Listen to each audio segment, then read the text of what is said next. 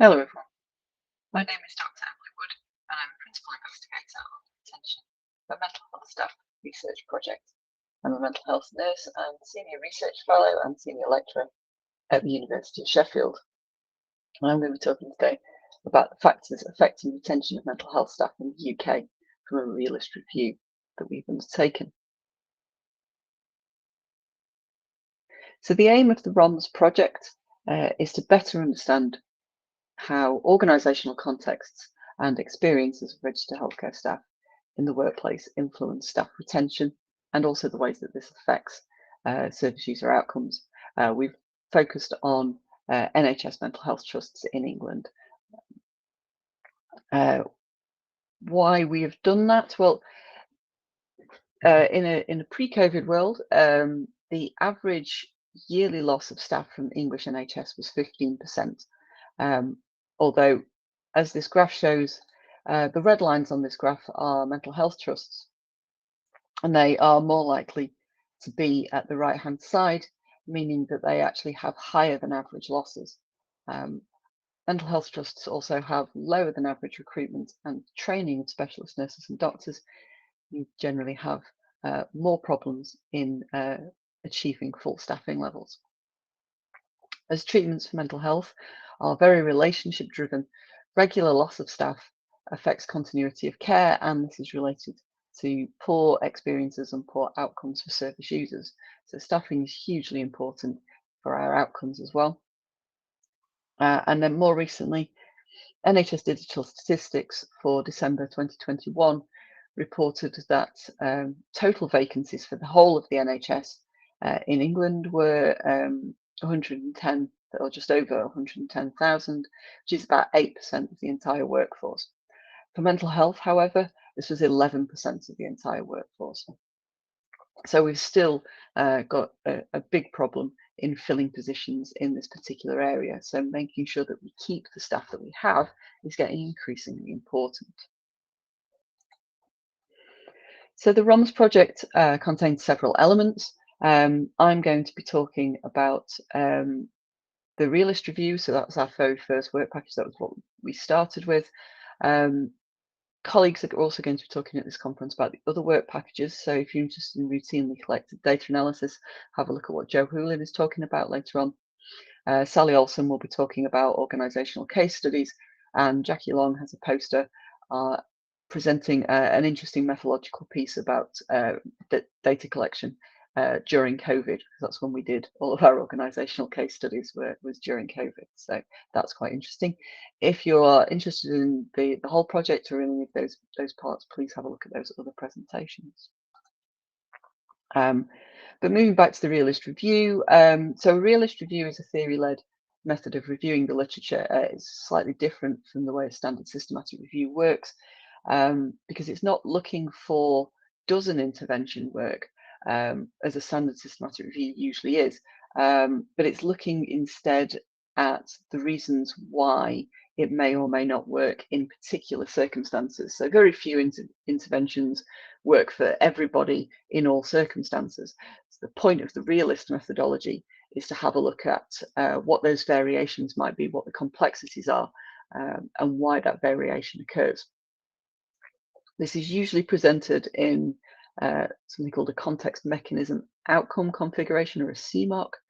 And an example of this would be, so if a person with low mood, so that being the context, attends a social cafe which can facilitate a new social connection, then that would be a mechanism, and that would then reduce their isolation, which is the outcome. You want them to be less isolated.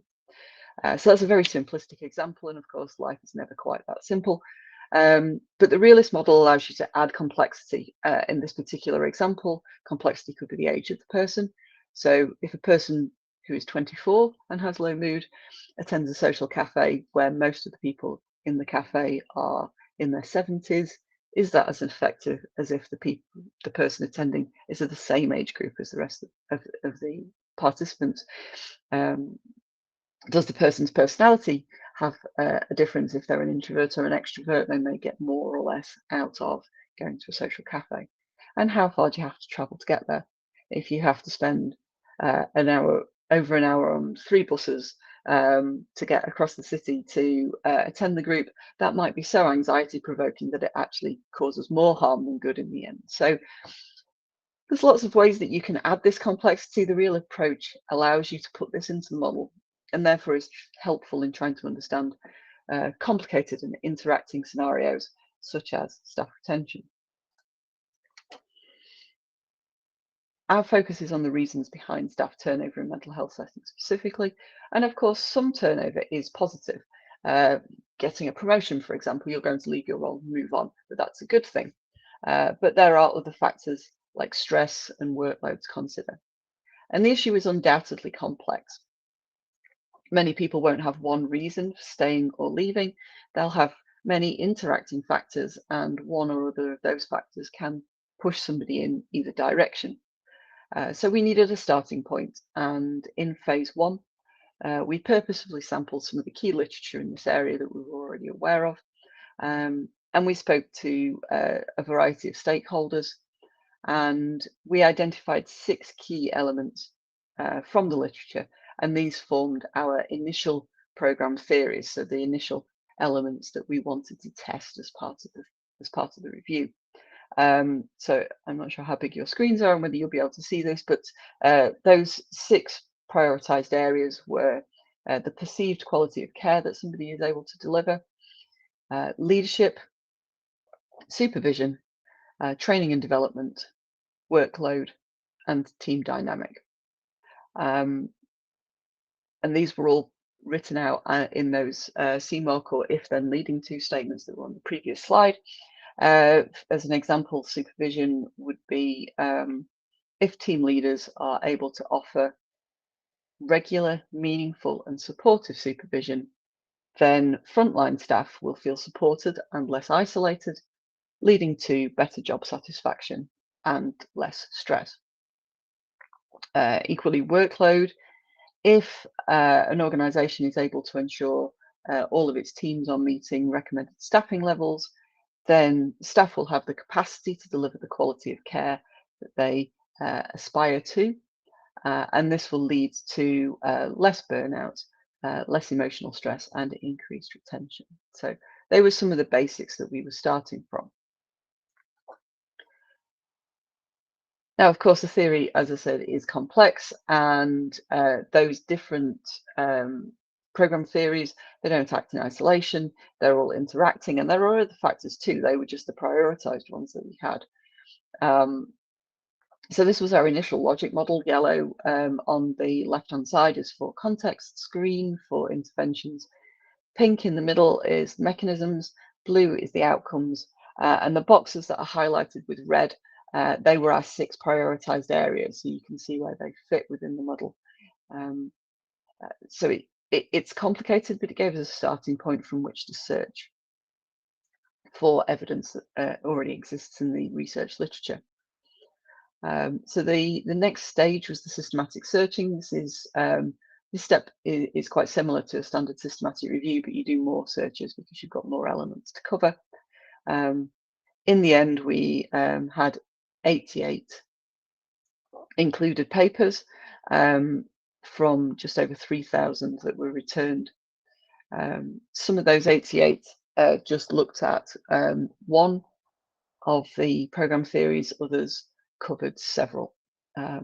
Main reasons for excluding papers were that they were not UK based, didn't include identifiable results linked to mental health staff, and didn't report qualitative findings.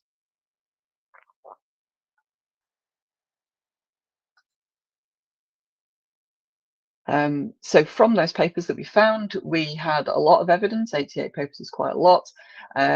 So we were able to adapt the initial program theories that we had.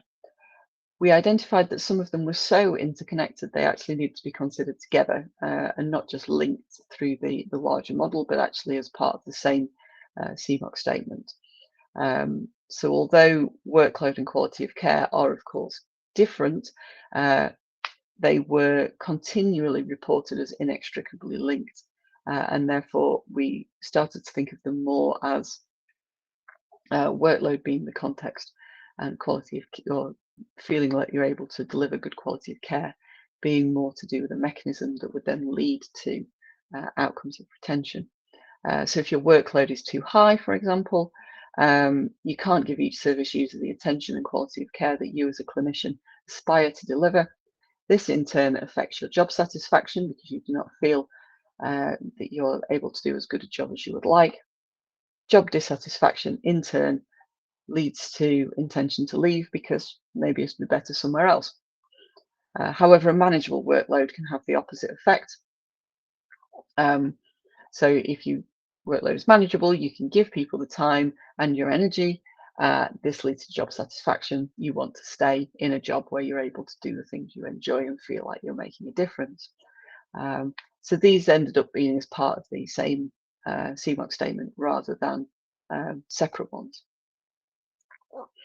Likewise, although the provision of training and development and clinical supervision are different, they're conceptually similar because if an organisation prioritises staff development, then staff feel valued and supported, leading to job satisfaction and a desire to remain in your job because you're able to do the things that you do in a supported way. The key, however, here is not just providing things, but the staff need to know about it and to feel it. So clinical supervision, for example, may be available, training may be available, but if staff don't know how to access it, then it isn't actually going to make much of a difference. So there needs to be that connection, and without it, initiatives to retain staff will struggle to make an impression. So I'd just like to thank our funders, the Health Foundation, and the rest of the research team. Once papers are published, they will be available on the website. If you want to find out more about the different projects, then please head over to our website and have a look or follow us on Twitter. Thank you very much for listening.